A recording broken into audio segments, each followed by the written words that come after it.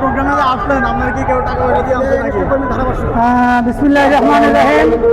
আসলে টাকা পয়সার জন্য তো আমরা রাজনীতি করি না, আমরা ইসলামী আন্দোলন করি।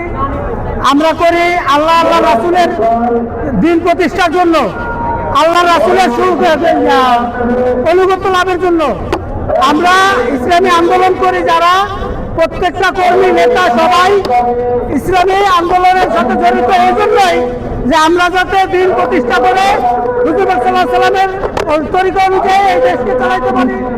এর জন্য আমরা টাকা পয়সার জন্য কেউ আসি না।